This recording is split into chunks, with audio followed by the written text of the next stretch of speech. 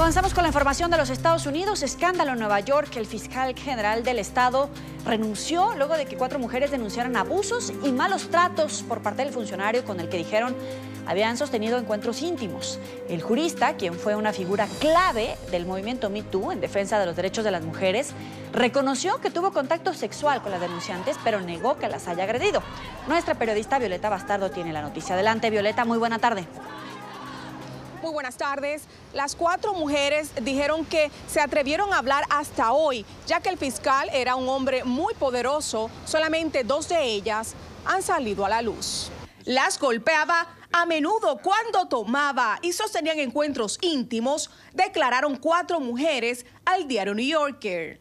Esas agresiones físicas no eran consentidas, dicen las también exparejas del político. Según el informe, su historia de abuso contra sus novias y amantes ha sido una historia muy larga. Abuso, violencia. Por su color de piel, usaba calificativos. Tuvo práctica de llamar a una de ellas su esclava café. A 2 horas de que el caso se hiciera público, Schneiderman envió un comunicado. En la privacidad de las relaciones íntimas, me he involucrado en juegos de rol y otras actividades sexuales consensuadas. No he agredido a nadie, nunca lo he hecho. Nunca me he involucrado en sexo no consensual, que es una línea que no cruzaría. En horas de la noche, mediante otro comunicado, puso la renuncia a su cargo de fiscal general, quien desde esa posición respaldaba el movimiento Me Too en contra de la violencia sexual hacia la mujer. Bueno, yo sé que puede existir una dicotomía entre la persona pública y también pues lo que hace tras bastidores, lo que hace en su vida íntima. Es condenable el abuso contra las mujeres y es una plaga que existe tanto en los Estados Unidos como en los restos de los países del mundo. Schneiderman, de 63 años, era uno de los fiscales federales más poderosos del país. Pertenecía al grupo de 7 juristas que demandaban la administración Trump por la suspensión del DACA. Un hombre poderoso, influyente. ¿Cómo queda su carrera política? Ahora mismo yo diría que su carrera política ha terminado. El contralor de la ciudad ha dicho que no hay ningún espacio para este tipo de conducta en nuestra sociedad. Desde Manhattan, Nueva York, Violeta Bastardo, NTN 24. Gracias, Violeta. Y en esta parte del programa vamos a saludar en Nueva York a Débora Tom, politóloga y activista feminista brasileña. Gracias por estar con nosotros aquí. Bienvenida. Hola, Joely, ¿cómo estás? Te agradezco mucho el tiempo. Nuestra periodista ya nos hablaba de la importancia del valor político como abogado al interior de los Estados Unidos, pero quisiera que nos ayudaras a dimensionar el peso del fiscal, porque era la cabeza de la demanda contra Harvey Weinstein, de alguna manera esta cabeza que dirigió legalmente el movimiento Me Too. Mira, hay un problema que el Me Too se está enfrentando actualmente en Estados Unidos, o sea, para saber lo que va a ocurrir después en las instancias legales. O sea, porque las denuncias están apareciendo muchas y todavía lo que está pasando es que institucionalmente no están pudiendo lograr solucionar las demandas. O sea, hay denuncias de todos los tipos. Esas, por ejemplo, eran de violencia, son denuncias muy graves y seguramente la situación política de él ya está, o sea, está sacrificada por toda una vida. Difícilmente va a volver. Pero igual hay denuncias que son muy frágiles y todavía lo que me parece es que en Estados Unidos todavía no saben cómo solucionar lo que son las demandas más graves de Me Too y las demandas menos graves. Y todo lo que están diciendo está en este punto, o sea, están viendo cómo hacerlo. Pero se puede tomar ya como un logro, porque si leemos la prensa internacional, dice que estas mujeres lo denuncian por maltratos físicos, porque las golpeaba, porque llegó a amenazarlas de muerte si terminaban con él, esto según la propia prensa estadounidense. Y ahora denuncian porque lograron superar ese miedo frente a un hombre poderoso, a un abogado importante en los Estados Unidos, sobreponen ese miedo y dan la cara y dicen, no solamente no nos dejamos, sino que le denunciamos, y ya el señor tuvo que dimitir. Sí, seguramente, de eso no hay duda. Lo que te digo es que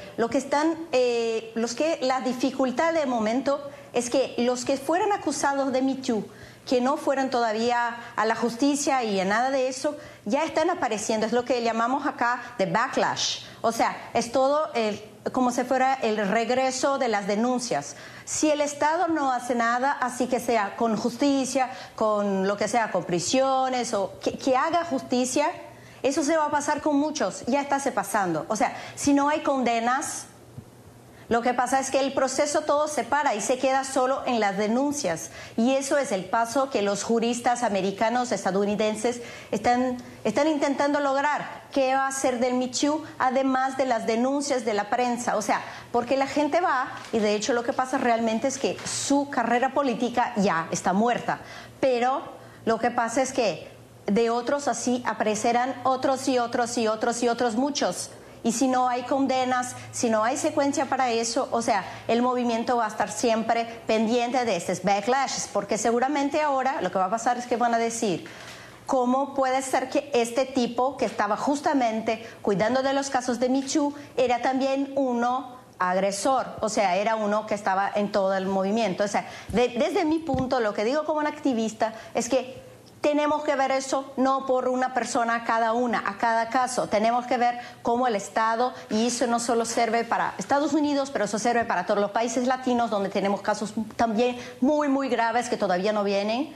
Tenemos que saber cómo arreglarlos desde el punto del Estado, o sea, con leyes, con reglas para las empresas, con reglas para los gobiernos. Eso tiene que estar mucho más aclarado, lo que puede, lo que no puede, porque además, lo que pasa es que solo la denuncia no se arregla el problema. O sea, tendrá que haber leyes, tendrá que haber instituciones que pueden dar cuenta de la violencia contra las mujeres, sea violencia del acoso, sea la violencia física, como era el caso.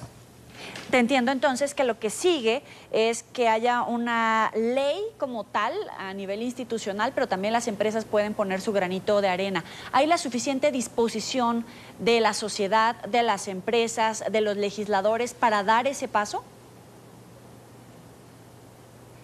Bueno, eso es que todo, si lees a la prensa gringa, el New York Times actualmente, es todo el debate en torno de eso, o sea, lo que puede hacer la sociedad. Hay empresas que están muy activas, que están muy preocupadas con esos cambios, pero de hecho es muy difícil. Hay leyes que se puede hacer en términos de violencia contra mujer. Brasil tiene una ley muy buena de violencia contra mujer, por ejemplo, y hay leyes que se puede tratar específicamente de la violencia contra mujer. En casos de acoso o en casos en el régimen de trabajo, las empresas están poniendo sus directores o lo que sea, pero todavía es muy difícil. O sea, la sociedad tiene que estar preocupada, y los legisladores, los abogados, en crear nuevas reglas que deban punir las empresas o que deban hacer lo que sea para proteger a la mujer en ese sentido de menos poder. Ahora, ya vimos caer a un Harvey Weinstein, vemos la investigación contra el fiscal general de Nueva York. ¿Qué tan lejos o qué tan probable puede ser ver caer al presidente Trump por toda la serie de denuncias, todavía no comprobadas como culpable, pero estas denuncias de mujeres en contra del presidente de los Estados Unidos? Perdón, no te escuché bien. ¿Qué tan difícil puede ser que el presidente de los Estados Unidos resulte culpable por todas las acusaciones de las mujeres que tiene en su contra y que lo veamos justamente en este mismo proceso de verlo caer? Mira, lo que están haciendo actualmente es que están reuniendo todo lo que pueden de mujeres que sufrieran con el presidente.